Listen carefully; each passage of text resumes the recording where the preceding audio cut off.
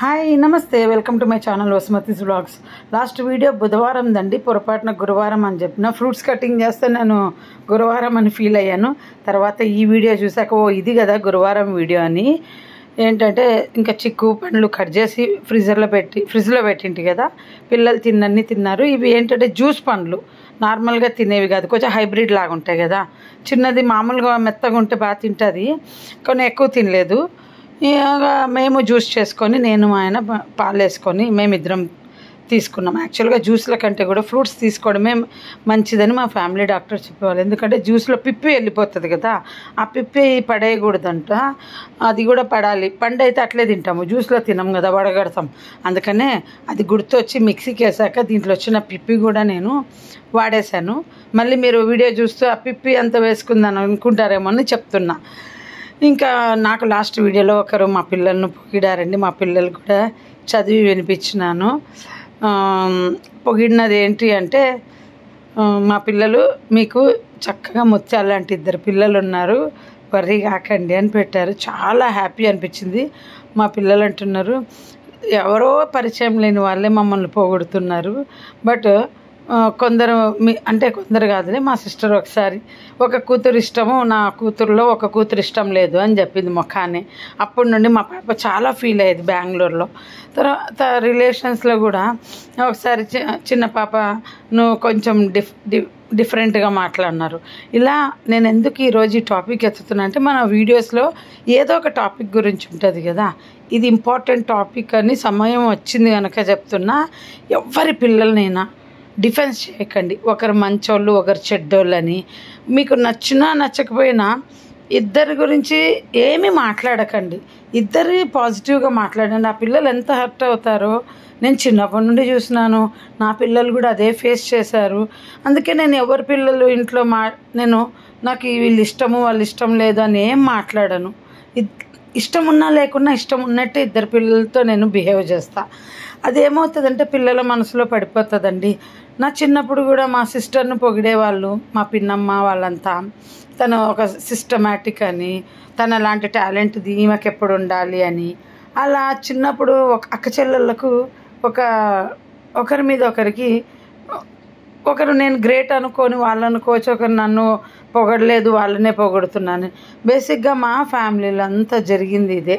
Defence చేస్తారు, ఈ పిల్ల మనసు ఆ పిల్లకి లేదులే, ఈ పిల్ల వేరు. ఇట్లా చేయటం వల్లే మా అక్క చెల్లెల మధ్యన డిఫరెన్స్ వచ్చింది, మా బ్రదర్ మధ్యన కూడా. ఇంకా అలా మా వాళ్ళు ఏం చేస్తారంటే, ఒకరికి తెలియకుండా ఒకరిని అతిగా ఇష్టం ఉన్నట్టు బిహేవ్ చేస్తారు. అసలు ఆ మాటలు ఎందుకు? దానివల్ల ఒక టైంలో మా బ్రదర్ ఏం చేశాడంటే అండి, నాకు మీరు సిస్టర్సే కాదు, నాకు కజిన్సే నాకు సిస్టర్స్ అని అన్నాడు. అన్ని చేష్టలు మా చేత చేయించుకొని, అన్నీ తన పెళ్ళికి మాతోనే పనులు చేయించుకొని, అన్నీ చేయించుకొని ఆ మాట మాట్లాడితే ఎట్లా ఉంటుంది? వాళ్ళు ఏం త్యాగం చేస్తున్నారంటే, ఏం త్యాగం చేయాలి. వాళ్ళు డాక్టర్స్ అవ్వటం వల్ల కాలుకు ఆపరేషన్ టైంలో వాళ్ళు కేర్ చేసుకున్నారు. నేను లేనప్పుడు, నేను బెంగళూరులోనే అదే టైంలో మా ఆయనకి హెర్నియా ఆపరేషన్ అయింది. నేను తన కాలు ఎట్లా ఉందని ఫోన్ చేసి మాట్లాడాను, కానీ తను మాత్రం మా ఆయనకు హెర్నియా ఆపరేషన్ అయింది ఎలా ఉందని అడగల. సేమ్ రెండు సేమ్ టైం. అక్కడ వచ్చిన డిఫరెన్స్ ఏమిటంటే, మా అమ్మ నాకు తోడుగా వచ్చింది ఆపరేషన్కు, నేను పిలుచుకున్నా. నాకు అప్పటికి మాకు తెలియదు తన ఆపరేషన్ ఉంటుందని. ఆ టైంలో ఆ గ్యాప్లో తను మోకాలు ఆపరేషన్ చేసుకున్నాడు. సో వాళ్ళు టేక్ కేర్ చేశారు హైదరాబాద్లో. బహుశా ఆ కోపంతో కూడా చెప్పిండొచ్చేమో. అలా నాకు అవసరం నాకు తెలియదు, వాళ్ళ ఆపరేషన్ ఉందంటే నేను పిలుచుకోకపోతుంది కదండి. వాళ్ళు ముందు చెప్పలే. ఇక్కడికి నేను వచ్చినప్పుడు వాళ్ళ ఆపరేషన్, అప్పుడు చాలా బాధపడ్డాం. మీరు కాదు నాకు సిస్టర్స్, కజిన్సే మాకు సిస్టర్స్గా, నా సిస్టర్స్ అని మంచిది పెట్టుకొని కజిన్స్ నీ దగ్గర పెట్టుకో. వాళ్ళు కూడా అలాగే ఉన్నారు లేండి.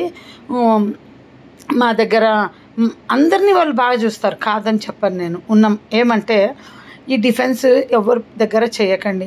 మాకు కూడా మా కజిన్స్ ఇళ్ళల్లో ఒకరు నచ్చుతారు ఒకరు నచ్చరు. బట్ అలా ఎప్పుడు బిహేవ్ చేసి చెప్పామే మేము నోటితో. వాళ్ళు కరెక్టే ఉన్నారు, మా రిలేషన్స్ అంతా కరెక్ట్గా ఉన్నారు. ఎవరి ఇష్టమో వాళ్ళని ఎక్కువ ప్రేమిస్తారు. కాకపోతే మా ఇంట్లో వచ్చిన పెద్ద డిఫరెన్స్ ఏంటంటే, మా ఇంట్లో వాళ్ళ మీద మా దగ్గరే మాట్లాడతారనమాట. మీ అక్క ఇలాంటిది, మీ చెల్లి ఇలాంటిది, అని మా దగ్గర కూర్చొని డేర్గా మాట్లాడతారు. అది ఇప్పటికి కూడా మా పిల్లలతో చెప్తాను. మా ఇంట్లో వాళ్ళ మీద మా దగ్గర కూర్చొని వాళ్ళు ఇష్టం వచ్చినట్టు నోరు పడేసుకుంటారు. ఇక దీనివల్ల ఏమవుతుందంటే బయటికి చెప్పలేనివి చెప్పకుండా లోపల బాధపడ్డము, కొన్ని బయటికి పోయి నేనే గ్రేట్ అని ఫీల్ అవ్వడము. ఇంకా మా వరకు కాదండి, హస్బెండ్స్ గురించి కూడా. అసలు ఒక టైంలో నాకు ఎంత కోపం వచ్చిందంటే, బెంగళూరు నుండి ఊరు వెళ్ళాను, నా ముందరే కూర్చొని చిన్నప్పటి నుండి క్లోజ్ ఫ్రెండ్స్ ఏమన్నారంటే, మా చెల్లి హస్బెండ్ కరెక్ట్గా ఉన్నాడంట, అందుకే మా చెల్లెలు కూడా కరెక్ట్గా ఉందంట, మా ఆయన కరెక్ట్గా లేడంట, అందుకే మేము కరెక్ట్గా లేమంట. ఎట్లా మాట్లాడతారంటే, మేము ఇలాగే అందరినీ తిరిగి మాట్లాడితే వాళ్ళు తలకాయలు ఎక్కడ పెట్టుకుంటారో తెలీదు. ఎప్పుడైనా చెప్తున్నాను, ఇలాంటి లీనియస్ అక్క చెల్లెల మధ్యన ఒకరికొకరు గొడవలు పెట్టకండి అని చెప్తున్నా. మీరు ఒకరు నచ్చితే నచ్చని, కానీ మనసులో పెట్టుకోండి. వాళ్ళతో క్లోజ్ ఉంటే క్లోజ్ ఉండండి, కానీ వాళ్ళ ముందరే నువ్వు వేరు తను వేరని. ఇప్పుడు ఎందుకు చెప్తున్నా అంటే, మా పెళ్ళైనప్పటి నుండి మా సిస్టర్కు నాతో కంపేర్ చేసేవాళ్ళు. ఏమని, తను చూడు చక్కగా కూరగాయలు తెచ్చుకుంటుంది, సరుకులు తెచ్చుకుంటుంది, తనకు సరుకుల రేట్లు తెలుసు. ఇలా విన్నాను మా సిస్టర్ నోట, నిన్ను కంపేర్ చేస్తున్నారు నాతోటి అనేసి. సో అట్లా రివెంజ్ కూడా వచ్చేస్తుంది. ఎవరి టాలెంట్ వాళ్ళది, ఎవరి లైఫ్ వాళ్ళదండి. తన టాలెంట్ నాకు లేదు, నా టాలెంట్ తనకు లేదు. నేను బంధువుల పొగడతల కోసమే నిజం చెప్పాలంటే నేను మార్చుకున్నా. ఎప్పుడు మా సిస్టర్ని ఎక్కువ ఇష్టపడేవాళ్ళు, తను టాలెంటెడ్ అని. ఇంకా అలా అందుకని ఏ ఇంట్లో కూడా మా పెద్ద పాప కూడా చాలాసార్లు సఫర్ అయింది. అందరూ చిన్నదాన్నే ఇష్టపడతారు, నన్ను ఎక్కువ ఇష్టపడరు, నాకు తెలుసని ఏడ్చిన రోజులు ఉన్నాయి. ఎన్నోసార్లు ఏడ్చింది. అందుకని చెప్తున్నా, ఎవరింట్లో ఏ పిల్ల ఒక్కటి నచ్చినా కానీ నచ్చినట్టు ఉండకండి, నచ్చకుంటే నచ్చనట్టు ఉండకండి. న్యాచురల్గా మా పిల్లలు అడుగుతారు, ఎవరైనా చిన్నపిల్లలు మా ఇంటికి వస్తే నేనేం ఎత్తుకొని ముద్దులు ఆడుకొని అట్లా ఏం ఆడనండి. ఎందుకంటే నాకేంటంటే రియాలిటీ ఉంటేనే నేను ఎవరితోనైనా ఎత్తుకొని ముద్దులాడతా. ఆర్టిఫిషియాలిటీ చెయ్యను. ఆర్టిఫిషియాలిటీ నాకు నచ్చదన్నమాట. సో నేను ఎందుకంటే మా పెళ్ళైన కొత్తలో కూడా మా ఆడపడుచు పిల్లలను కానీ తీసుకొని ముద్దులాడుకొని అని చేయను. నాకు నచ్చితే చేస్తాను, లేకుంటే లేదు. సో అలాంటి ఊరికే ముద్దులాడే వరకు ఎవరినైనా ఎత్తుకొని చేసుకోవచ్చు, కానీ డిఫెన్స్ మాత్రం చేయొద్దని చెప్తున్నా. ఇద్దరు పిల్లలు ఉన్న చోట ఎప్పటికీ డిఫెన్స్ చేయొద్దు. తిను బాగుంటుంది, తను బాగుంటుంది, తిను బాగుండదు, తను బాగుండదు.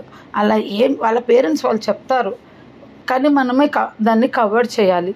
మా పేరెంట్స్ చిన్నప్పటి నుండి కూడా మా బంధువులకి చాలా లీనియస్ ఇచ్చారనమాట. మా మీద వాళ్ళు ఇష్టం వచ్చినట్టు నోర్లు పడేసుకోవడం, అది పెరిగి పెద్దగా అయ్యి ఇంత దాకా వచ్చింది. మేము కొట్లాడుకోవడానికి కేవలము అక్క చెల్లెళ్ళు, కేవలం బంధువుల వల్లనే. రీజన్ అంటే వాళ్ళు డైరెక్ట్ గొడవ పెట్టినవి కాదు. ఒకరిని ఎక్కువ చూడ్డము, ఒకరిని తక్కువ చూడ్డము, ఇంకొకరికి నువ్వే సూపర్ అబ్బా నీ మనసు అవతల వాళ్ళకి లేదనడం. నన్ను కూడా అన్నారండి, నీలాగా నీ ఇంట్లో నీ అక్క చెల్లెళ్ళకి లేదని. అట్లని నేను ఏమన్నా పొగురుగా పోయి నేనే గ్రేట్ అని చెప్పుకోలేదు. అది అందరికీ అర్హత ఉండదండి పొగిడిన దాన్ని ఇంకా మా ఇంట్లో వాళ్ళు కూడా అలాంటి వాళ్ళే. మా గురించి జోకులు వేస్తూ ఉంటే కికి అని నవ్వుకుంటూ ఉండేవాళ్ళే అనమాట. ఒక టైంలో నేను నవ్వలేదు, నేను సైలెంట్గా స్మైల్ చేసి వదిలేసేదాన్ని, అంతేగాని దాంట్లో జాయిన్ అయిపోయాం.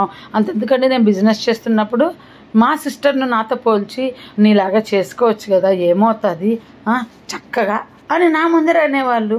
అట్లా మేము అందరినీ కంపేర్ చేస్తే ఎట్లా ఉంటుందండి. బంధువులలో నా పిల్లల్ని అయితే ఇప్పుడు నేను అందుకే ఎవరితో లేకుండా వాళ్ళు కంఫర్ట్గా, వాళ్ళిద్దరు అక్క చెల్లెళ్ళు ప్రేమగా ఉంటున్నారు. నేను చెప్పినదంతా రాంగ్ అయితే రాంగ్ అని చెప్పండి, రైట్ అయితే రైట్ అని కామెంట్ పెట్టండి, లేదా లైక్ రూపంలో తెలియజేయండి. ఇది ఫ్యాన్లు క్లీన్ చేసుకున్నాను, ఈ డస్ట్ అంతా చూస్తున్నారు కదా, స్పార్కిల్ క్లీనింగ్ ఇది. దీంతో ఇంకా నేనే చేసుకోవాలి, ఏ పని వాళ్ళు లేరు. ఇంకా మీకు అనిపించవచ్చు మీ పిల్లలు ఇద్దరు ఉన్నారు కదా, మీ పిల్లలను హెల్ప్ తీసుకోవచ్చు కదా. నేను చచ్చిన హెల్ప్ తీసుకోనండి. రీజన్ ఏంటంటే మా చిన్నతనం నుండి మా అమ్మకు మేము ఇంట్లో కావాల్సినంత సేవలు చేశాము. ఇప్పుడు మా పిల్లలకు నేను ఆ లైఫ్ ఇవ్వను. వాళ్ళ పెళ్ళైనాక వాళ్ళ లైఫ్లో వాళ్ళకు ఎలా కావాలో వాళ్ళు అలా సేవ చేసుకొని అప్పుడు నేనేమి వాళ్ళని చూసి అయ్యో నా పిల్లలు ఇంత కష్టపడిపోతున్నారు చూడు అని బాధపడను. ఎందుకంటే మ్యాక్సిమం నేను పెంచినంత వరకు కంఫర్ట్గా పెంచిన. వాళ్ళ రూమ్ వాళ్ళే క్లీన్ చేసుకుంటారు, వాళ్ళ బట్టలు వాళ్ళే తీసి పెట్టుకుంటారు, వాళ్ళ బాత్రూమ్ కూడా వాళ్ళు అప్పుడప్పుడు కడుక్కుంటారు, వాళ్ళ వస్తువులన్నీ వాళ్ళే జాగ్రత్త చేసుకుంటారు. ఇంకా నేను వాళ్ళ రూమ్లో యాక్చువల్గా చెప్పాలంటే రేరు వచ్చేది, అంతా వాళ్ళే చూసుకుంటారు. వాళ్ళ బెడ్షీట్లు వాళ్ళే మార్చుకుంటారు, వాషింగ్ కేసేటివి అన్నీ కూడా. మాకు కిచెన్లో టీలు చేసి ఇవ్వడము, ఎప్పుడైనా ఏదైనా చేసి మ్యాక్సిమం చేస్తారు. కానీ మా టైంలో మా అమ్మ మా చేత కూర్చోబెట్టి ఎప్పుడు మమ్మల్ని సుఖపెట్టింది లేదండి. బాగా తనతో సమానంగా పని చేపించింది. బంధువులు వస్తున్నారనేసి మేము కూడా అలాగే చేశాను. అందుకే మీరు ఎక్కడ అంటారో అని ముందే చెప్తున్నా. నా పిల్లలతో నేను మ్యాక్సిమం చేయించుకొని వాళ్ళు చేస్తామంటే కూడా ఎంతో అవసరమైనప్పుడు చేయించుకుంటా, అప్పుడప్పుడు చేయించుకుంటా, కానీ పూర్తి కాదు. అంతెందుకు మా పిల్లలకు నేను కాళ్ళు కూడా ఒత్తుతానండి. మా చిన్నదానికి నొప్పులు ఉంటాయి, కాళ్ళు ఒత్తుతా, చేతులు ఒత్తుతా. మా పేరెంట్స్ ఇలాంటివన్నీ మాకేం చేయలేదు. పెద్దది అడుస్తుంటుంది ఎప్పుడు అమ్మతో కాళ్ళు చేతులు ఒత్తించుకుంటామని. నాకు కావాలంటే కూడా వాళ్ళు చేస్తారు. మా ఆయన కూడా మా పిల్లలకు కాళ్ళు ఒత్తుతాడు, కాళ్ళ మీద కూర్చుంటాడు, చేతులు ఒత్తుతాడు కావాలంటే. మా పిల్లలు ఏమంటారంటే ఫైనాన్స్ బాగా ఉన్న వాళ్ళలాగా కాకుండా మనకు కొంచెం ఫైనాన్స్ తక్కువ కనుక మనకి ఇలాంటి అఫెక్షన్తో కూడా మనం ఎంజాయ్ చేయొచ్చమ్మా, ఎక్కడికి వెళ్ళినా మా ఆయన అందరు వెళ్ళాలంటారు. మా పిల్లలు అంటారు ఇంకా మాకు సరుకులకు వీటికి రావాలంటే బోరమ్మ, మేము రాలేము, మేము బయట పిల్లల్లాగా బిహేవ్ చేసినామనుకో దేనికి మీతో రామని ఎట్లా ఉంటుంది చెప్పు, వస్తున్నాం మ్యాక్సిమం మీతోటి రామనకుండా దేనికైనా. అయితే రెండు సార్లు అడిగితే ఒకసారి వస్తారండి, ప్రతిసారి రారు. నిజంగా మా పిల్లలు ముత్యాలే అండి, అది మాత్రం పొగిడినారని కాదు, కానీ నిజంగా నేను చాలా కానీ మా పేరెంట్స్ ఏ రోజు కూడా నాకు ఇలాంటి పిల్లలు పుట్టినారు నేను చాలా అదృష్టవంతులని ఏ రోజు ఎవరికి చెప్పుకున్నది లేదు. ఎవరు వచ్చి మీ అమ్మ నిన్ను పొగుడుతుందే, మీ నాన్న నిన్ను పొగుడుతున్నారే అన్నది లేదు. మనల్ని బయటోళ్ళు కాదండి పొగడాల్సింది, మన పేరెంట్సే పొగడాలి. బయటోళ్ళు ఏముంది, ఎందుకు పొగుడతారో వాళ్ళకేమో అవసరం పొగడడానికి చెప్పండి. ఇప్పుడు కూడా అనిపిస్తుంది ఎవరైనా మా పేరెంట్స్కు మీ పిల్లలు మీకు ఎంత చేసినారు, అలాంటి పిల్లలతో మీరు ఎందుకు దూరం ఉన్నారని ఎందుకు అడగరని అనిపిస్తుంటుంది. ఎంత చేసామో అది మాకు తెలుసా అండి. వాళ్ళ బాధ్యతలు మా బ్రదర్ పెళ్ళి అయితే నా చిన్నదాన్ని సంకన వేసుకొని నా నెత్తిన వేసుకొని మొత్తం ఆర్గనైజేషన్ చేస్తే నాకు మిగిలింది చెడ్డ పేరు. నాకు చెడ్డ పేరు వచ్చినప్పుడు కూడా మా అమ్మ ఒక్క మాట అనలేదు ఎవరిని. ఎవరు ఆడపిల్లలు ఇలా నెత్తినేసుకొని తమ్ముడి అన్నదమ్ముల బాధ్యతలు చేసినారు, ఎందుకు నా పిల్లల్ని ఇలా అంటున్నారని ఎప్పుడైనా ఒకసారి మా పేరెంట్స్ అట్లా అనింటే ఈరోజు నేను అందరితో కలిసి ఉందునండి. నాకు బంధువులు అంటే చాలా ఇష్టం అండి, నిజంగా చెప్తున్నా. ఎందుకంటే వాళ్ళు నన్ను విపరీతంగా ఇష్టపడతారు. ఇంకొకరైతే ఒకసారి వాళ్ళ ఇంటికి వెళ్తే నిన్ను ఇంత బాగా చూసుకున్నాం కదా, మీ సిస్టర్కి చెప్పొద్దు ఇంత బాగా చూసుకున్నామని, ఒకసారి ఉన్నట్టు ఒకసారి ఉండదు చూసుకోవడము అని అంటే నేను ఎవరింట్లో ఎంత ఎంజాయ్ చేసినా మూడో వ్యక్తికి చెప్పకుండా దాచిపెట్టుకోవాల్సిన జీవితం అయిపోయిందా నా పరిస్థితి అది. మళ్ళీ కొందరు ఏం చేస్తారంటే అండి, నాకు ఆతిథ్యం బాగా ఇచ్చేది నేను పోయిన తర్వాత మీ సిస్టర్ వచ్చి ఒకటే మాట్లాడుతూ ఉంది, ఒకటే సుత్త పెట్టింది అనడం, అప్పుడు వాళ్ళకి కోపం రావడం. ఇది ఎక్కడ ఏం పొరపాటు జరుగుతుందో తెలియదు, కానీ మొత్తానికి నేను ఇష్టమైన బంధువుల్ని వదిలేసుకున్నాను. వాళ్ళు నాకు ఇష్టం, వాళ్ళకి నేను ఇష్టమో లేదో నాకు తెలియదు, అనవసరం. నాకు బంధువుల్ని చూడకుండా నేను ఉండలేనండి. అసలు నిజంగా చెప్పాలంటే పెళ్ళిళ్ళకు అవకాశం వచ్చినప్పుడంతా పోయేదాన్ని, ఎందుకంటే అందరూ వస్తారు పెళ్ళిళ్ళకు, ఒకేసారి అందరినీ కలిసి చూడొచ్చు అనే పిచ్చి.